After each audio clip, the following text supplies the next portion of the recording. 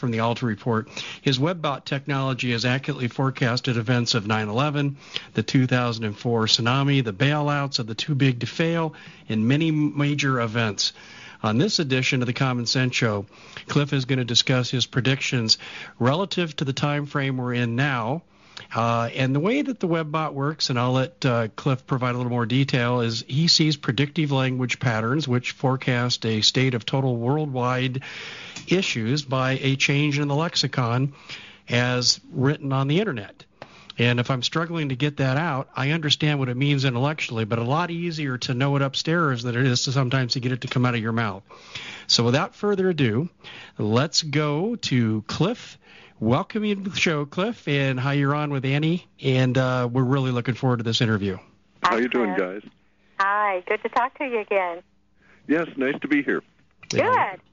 Very auspicious time. Well, it really is, but I gave kind of an awkward explanation as to how the Webbot technology works. Do you have anything you want to add to that could bring up the new listener on what this technology can do?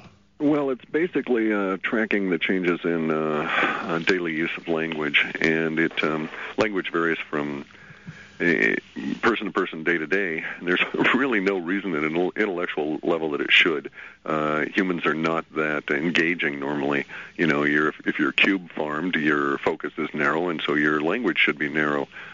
And so just seeing that it does change led me to all these conclusions, and basically the assumption I'm operating on is that we're all psychic and we're leaking information out in our daily conversations, and I've just written a bunch of software that tracks the change in language from week to week around various subjects, and we make forecasts off of that, some of which are right, and we're probably better than chance by twice, which would still mean that we're wrong half the time, or that at least half the time we're wrong in some aspect of what we're forecasting. Nonetheless, though, we get a few of the biggies occasionally.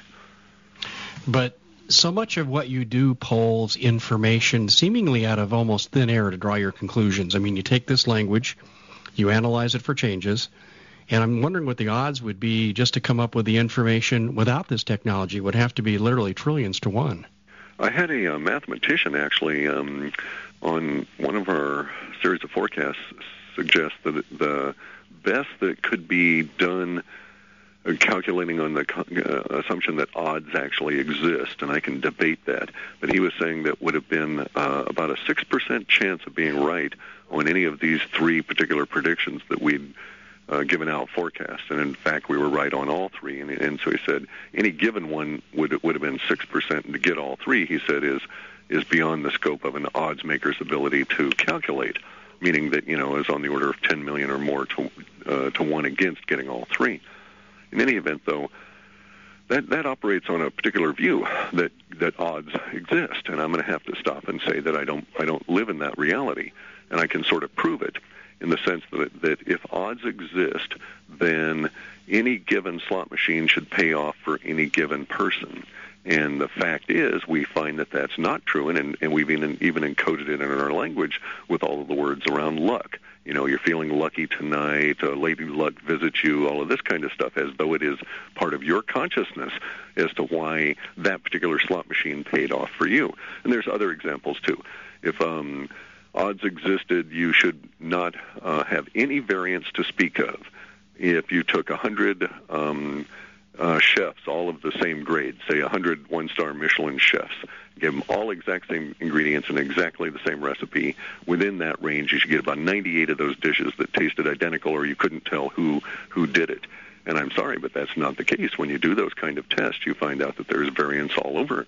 So I live in a reality that is based on the assumption that the universe is very highly complex, structured beyond our ability to understand, energetic, and it drives us in particular ways.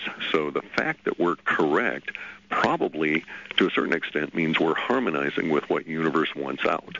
And so on the other hand, when I'm wrong, usually it means like, oh, you know, I'm not quite figuring out what universe is trying to get us out there.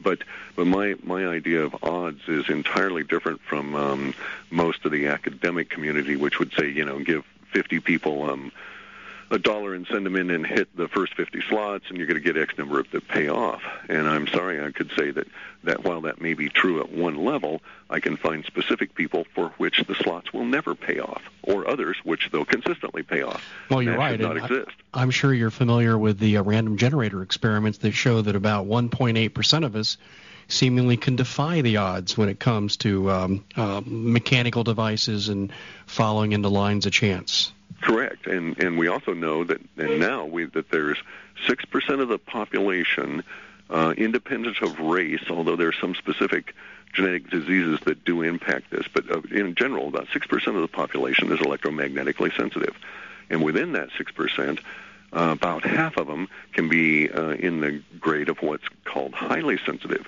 So if those people were attuned to it, I would suggest that many of them might be walking by new electronic slot machines, get some kind of a, quote, feeling, and know it's going to hit for them. And indeed, it has nothing to do with odds. They're just picking up on a particular energetic vibration, so to speak. And that's basically what we're doing. It happens all the time, continuously. And everybody predicts the future constantly. Usually we don't think about it. But you go to bed at night, you set your alarm, and you're, in essence, predicting that, the Earth's going to rotate and the sun will be in your view the next day. And to a certain extent, such predictions are seemingly too obvious to discuss. But we have to kind of start with some basic assumptions when we sort of start off on this forecasting trend. We had someone write into us with a question kind of along these lines, and so if you don't mind, I'd like to read the question to you. It's from someone named Gene. And it says, "Hi, Cliff. When you started your project, the Internet was largely text-based. Now, video content has escalated. I'm assuming you can't do linguistics programs on video content or, for that matter, on audio either. Correct. Is that true?" That is quite correct. I've considered for some time the idea of, the speech to text and then running it through the processing. But there's some severe time limitations. It's very easy for us to read text electronically and grab it. But the conversion process is linear in the sense that you have to take the time to speak each word, and each word has to therefore be uncompressed into a text format by software in real time. So it's just a non-starter. If there's 55,000 hours of video, well, it's going to take 55,000 hours to convert it to text, that sort of, and then process it.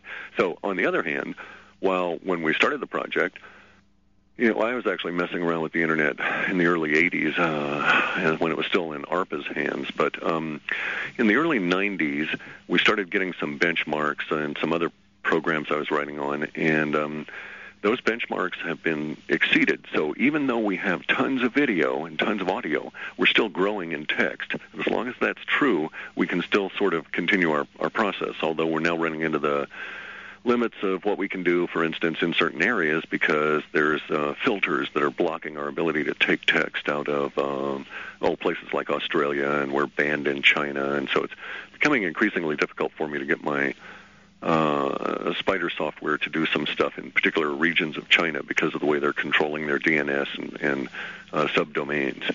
So there are some limitations we're facing, and at some point, if we all go to video and audio, this would have to die, yes.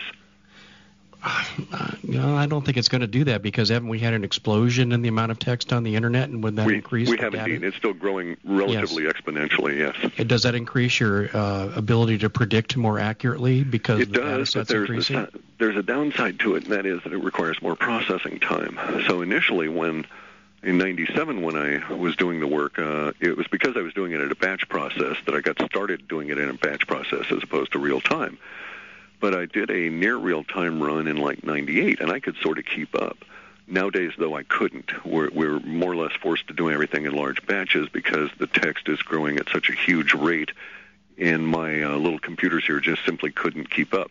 Now, I'm sure there's guys out there that wear suits and, work in cube farms and stuff and deep holes in the ground and are paid by government checks who have giant computers, and they can probably do it in real time. Well, along those lines, I've wondered many times, have you been visited by anyone from the alphabet soup agencies about some of your predictions? Not directly. We know that they purchased the reports, and they have for a number of years. And back when I first started this, in a burst of misguided patriotism after September 11th, my associate, George Ure, went to the trouble, and he did the work. I wasn't really all that involved. I just kind of granted permission. I said, yeah, you can offer it to him. But he offered this outfit called IntelQ, which is believe it or not, the capital finance arm of the CIA, a shot at financing our project. So, in an essence, you are basically selling your soul at that point, right? Yes. And they reviewed it all, and they sent us back a little thing saying, interesting, but not their line of country. And I understand why. They really want to know who's saying what to whom, and I don't care, nor do I keep track of any of that information. Well, that's good, because you're outside and independent of the influence, and that makes these days I wouldn't, knowing what I know now and having educated myself intensely over these past few years about the nature of the lies that have been spun by the media for most of my formative years, I would have to say, no, I can't deal with the government. If certain, we know that the .mil people still purchase the reports, and I even give it out to some .mil people free, simply because they've been with me so long. But we should mention